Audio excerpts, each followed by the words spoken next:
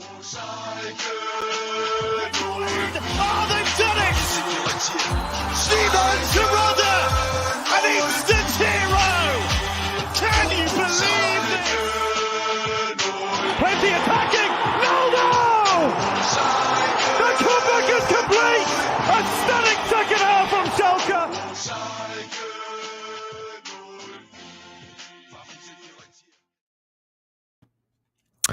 Good evening, folks. Welcome to Schalke America. You are deprived of the typical intro because you are deprived of the main man himself, Mr. Richard Carmen, this evening. He is with us behind the scenes, working some of the tech magic. Maybe he'll communicate with some of you in the chat tonight, but he's a little bit under the weather, unable to speak and perform in his typical podcast duties. There he is in the chat participating already. So I want to say hi to Richard. You're going to be stuck with me all evening tonight. Unfortunately, to break down this penultimate fixture in the Bundesliga season, an absolutely crucial one for Schalke. The final 3 games of the season, of course, bookended with Bayern Munich and RB Leipzig, 2 games that we did not feel confident about winning in any season, really, especially in a season. This year, we're here in the relegation places. The central game of those 3, of course, Frankfurt. Not necessarily a winnable game, given how things have gone for us this season, but certainly the most winnable of those 3, and the one that we were targeting as a game that we almost certainly needed to win to guarantee our survival in the Bundesliga season, our ability to stay up. Unfortunately, we did not get the 3 points. It was a 2-2 draw, and we'll get into that in a second. Really entertaining game, though. Lots of drama. Some questionable referee decisions on both ends, potentially. But ultimately, we came up a little bit short, and now we kind of leave it with it all to do in the final game against Leipzig, which is going to be a tall order. Of course, Leipzig beating us 6-1 last time we faced them. Some of the teams around us getting unfortunate results. Stuttgart absolutely pounding Mainz 4-1. We got the result against Mainz a few weeks ago. Unfortunately, everyone's getting results against Mainz at the moment, and Stuttgart have getting a big result here that's going to help their season near the end. Let's get into the match. There's Richard working on potentially pulling up the starting lineups for me, but quickly here we'll talk about Frankfurt. Kevin Trapp in goal. We know him in Dika, Tuta, and Torre. In the back 3, they played sort of a 3-4-2-1 shape. Oliver Glasner deploying his men there. Christopher Lentz, discount Goretzka, as I like to call him. I think he kind of looks like Goretzka.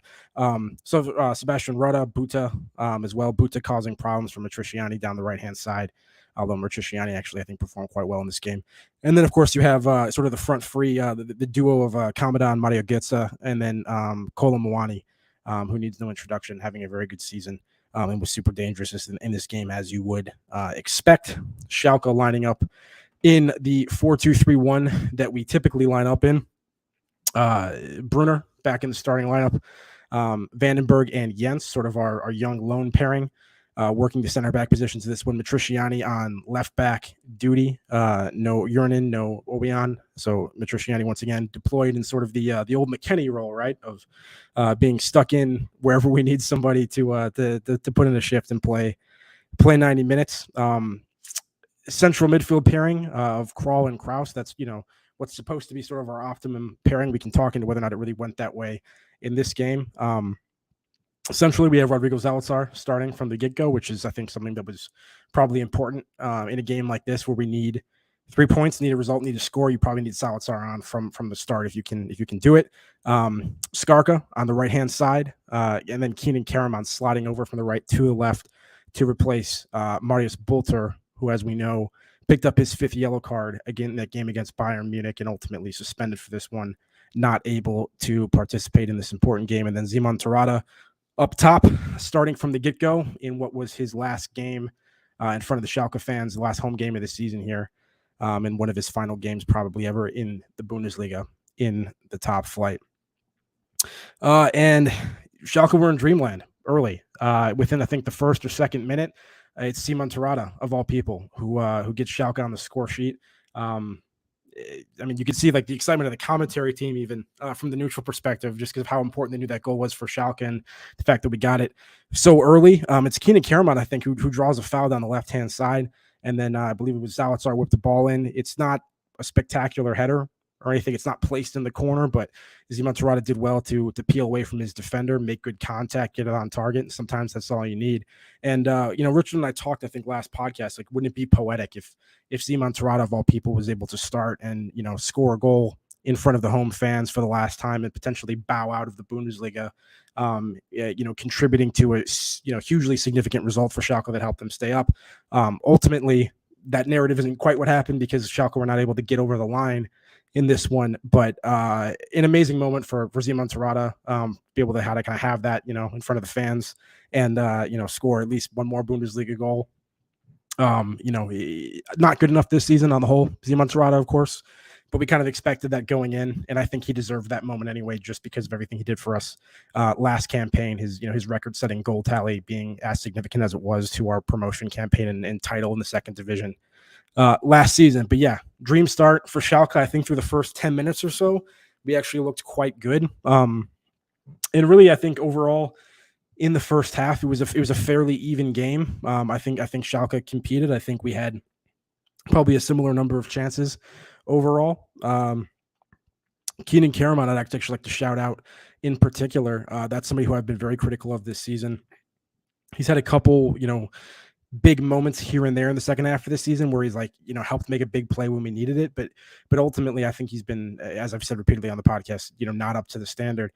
Keenan Karaman in this game, I thought, was our best player in the first half and maybe one of our best players overall, if not the best. Not as to say that everything he touched in this game, turned to gold, but he certainly touched a lot in this game. And I think that speaks to his approach and his work ethic in this one. He was super industrious, trying to make an effort to get in behind for his teammates, to be an option for them, and was at the heart of a lot of what we did well in the final third in this one. Like I said, I think it was him that drew the free kick within the first minute or so that ultimately led to that Szymon Tirada goal.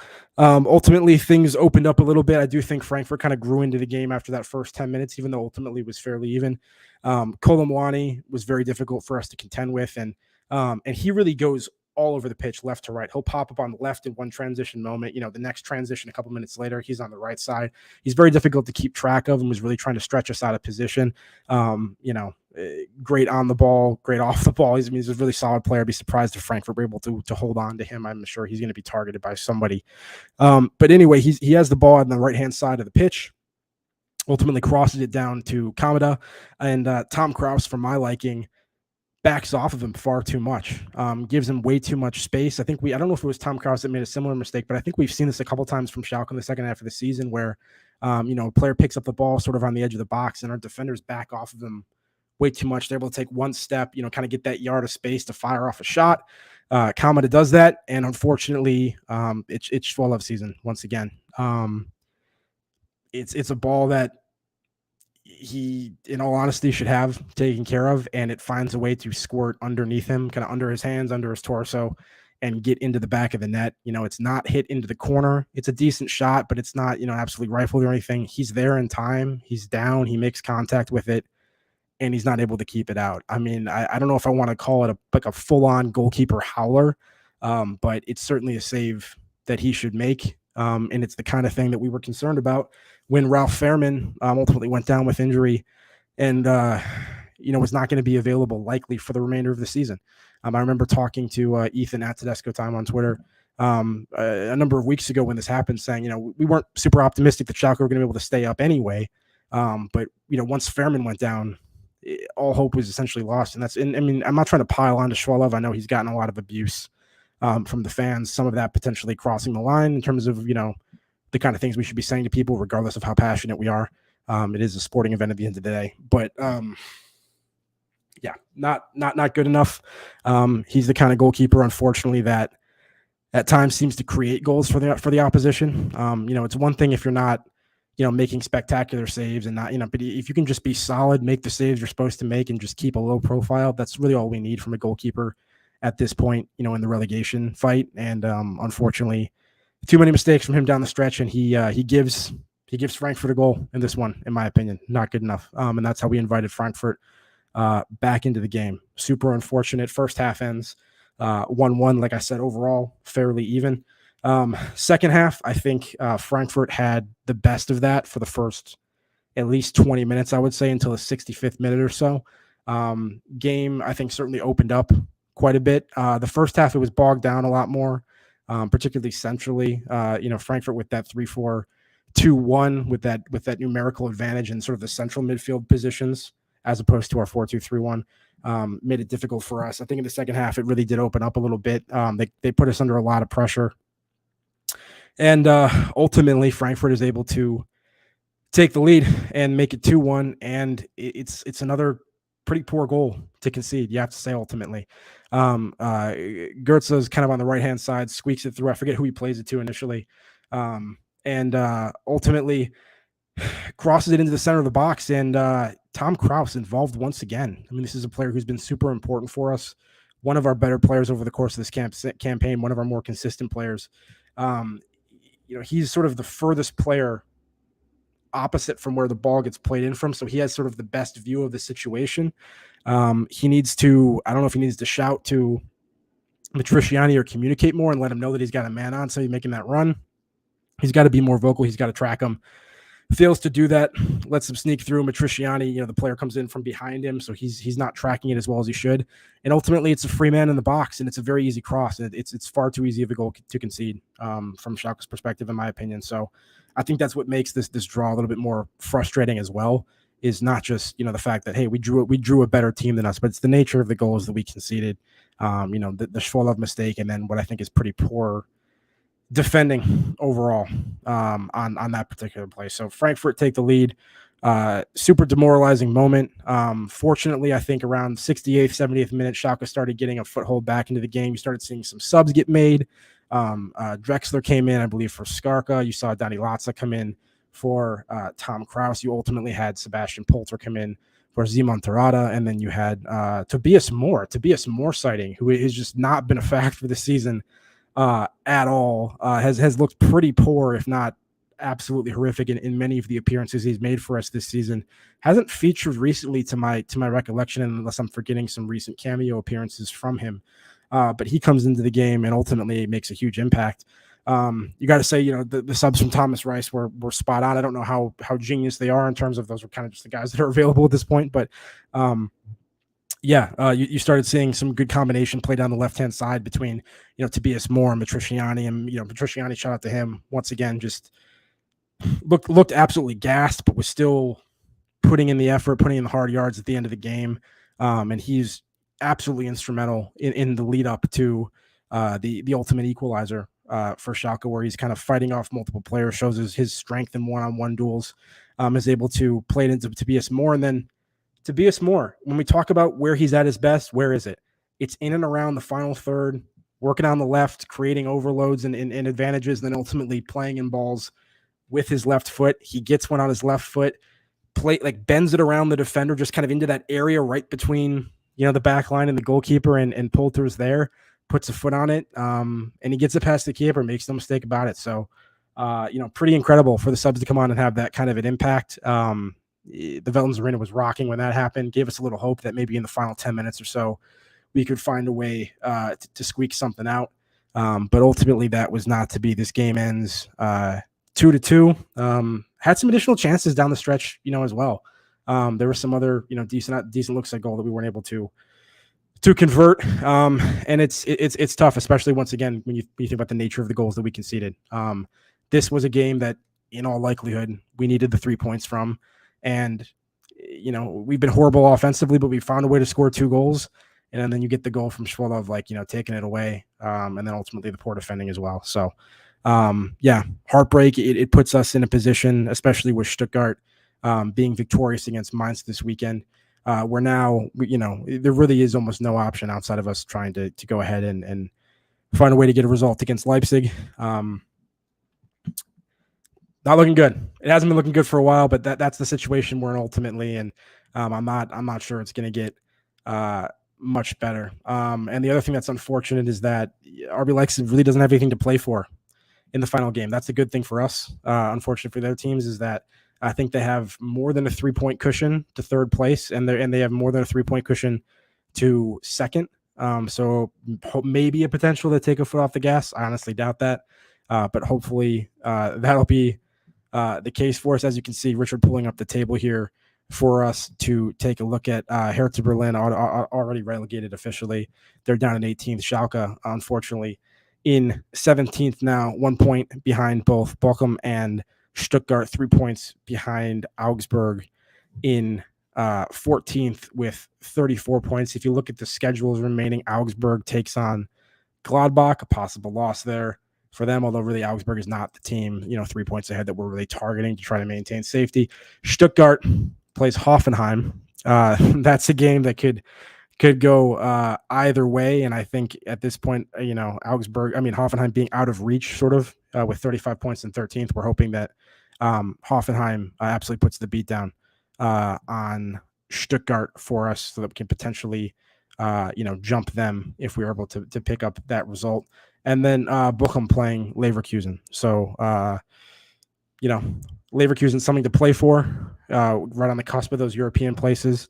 They have some motivation going into the final game of the season, and you would expect that plus the, the talent differential to see them through. But, Bochum unfortunately have found a way to pull results out down the stretch. They found a way to get, those high goal scoring games and pick up the 3 points, punctuated throughout the second half of the season in situations where we didn't. So always a possibility for them as well. Look, we're not out of it by any stretch. It's entirely possible that both, Bochum and Stuttgart could lose their matches. And, if we find a way to get a result against the Leipzig team that's not really playing for something in the end, we could be safe. And, all this could be for nothing. It could be kind of an anticlimactic, if you will, in terms of what we're kind of expecting, the doom of the relegation. We could find a way to just kind of sneak out of it right at the end, but it's going to take quite a bit of doing. The positive is that Marius Bolter will likely be back.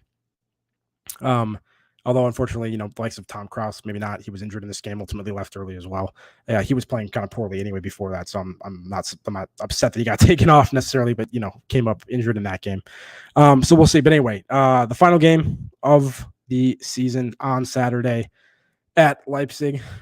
Richard will be doing, assuming he's well enough at that point, a stream later in the day to sort of kind of recap what took place and either maybe celebrate us staying up or just kind of provide an internet space and a hangout for us to kind of all commiserate together if ultimately Schalke do go down this weekend. I guess what I would say for the moment here, just before I kind of sign off, like I said, short pod, Richard not with us. We're going to probably keep it, under 20 minutes here or so. But I guess the one thing I would say is, us being in the second division last season really made me appreciate, what it means to be a supporter of a club and not take for granted, the good times and being in the Bundesliga.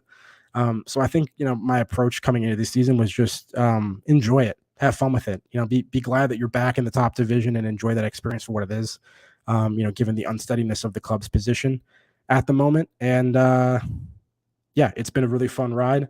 And hopefully we can find some joy in the end of it. Even if it's a beatdown this weekend against Leipzig, it's been a good run, and hopefully we can bounce back up. One other thing I'll mention is if Schalke find a way to end up in, 16th place, I should say, the playoff position. I don't even know if that's possible mathematically. I'd have to relook at that. I'm assuming it maybe. I don't know if there's like a tiebreaker that would see us knocked down if we got that 1 point and ended up tying. But anyway, one of the teams in position is actually, I think, Hamburg at the moment in the second division is in that promotion playoff spot in third. So wouldn't that be pretty crazy if it was a big club like Schalke trying to avoid going down, and then of course Hamburg trying to come back up for the first time since they ultimately went back down. What was that, 2017-18, something like that? The team that had been in the Bundesliga since 1963 or something, that continuously, and then they go down for the first time and they've struggled to bounce right back up. Schalke were very fortunate to have done that, to go on that run late last season, ultimately securing the title and promotion. That was far from a guarantee and looks far from certainty for most of the season. So, hopefully we stay up, and if not, hopefully it's 16th and not 17th. And then we at least have a fighting shot, and maybe we have a couple interesting games against a team like Hamburg, so something to look forward to potentially. But we'll see. Until then, everybody, I'm Jack Mangan for Richard Carmen, working tech support this evening. You can follow me at JMMangan, JMMANGAN on Twitter. Until the next pod comes, as Richard would say, stay ready. Glück auf. Take care.